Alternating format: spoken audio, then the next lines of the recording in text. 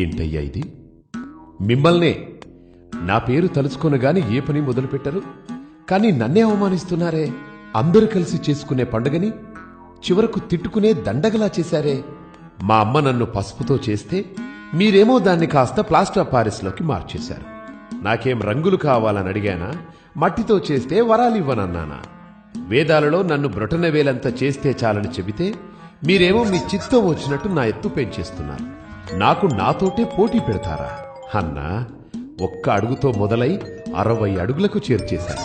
ఒకరిని చూసి ఒకరలా నా ఎత్తు పెంచేస్తుంటే దాన్ని భక్తనుకోవాలా లేక వేలం వెర్రనుకోవాలా? ఎత్తు ఎంతన్నది కాదయ్యా, భక్తి ఎంతన్నది ముఖ్యం. పోనీ సంవత్సరానికోసారైనా మీరు పిలిచారు కదా అని నేనొస్తే ఒక వేద పారాయణం లేదు, ఒక మంచి సంగీతం లేదు, వెకిలి పాటలు, వెర్రి డాన్సులు. అది నా పెద్ద చెవులే హోరెత్తిపోయేలా.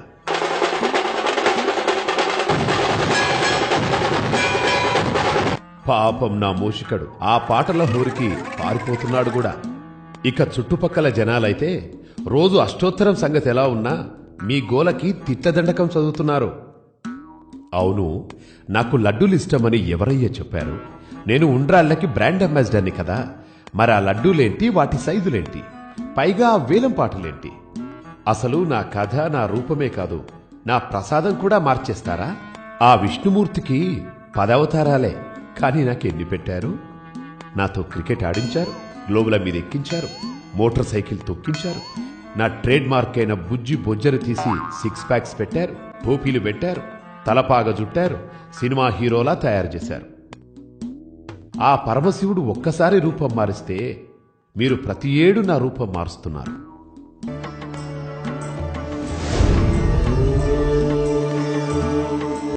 అసలే ఇరుకు రోడ్లు, గతుకుల సందులు, వీటితోనే ట్రాఫిక్ జామ్లవుతుంటే నా పండుగ పేరుతో వాటిని ఇంకాస్త పెంచేలా రోడ్ల మీద ఆ ఊరేగింపులేంటి, ఆ డాన్సులేంటి?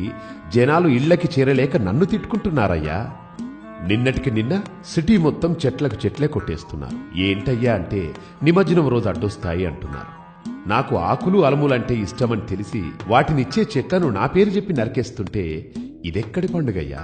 ఇక నిమజ్జనం గురించి చెప్పేదేముంది? నిమజ్జనం రోజు భక్తి ముసుగులో మీరు చేసే పనులు అంతా ఇంతా కాదు.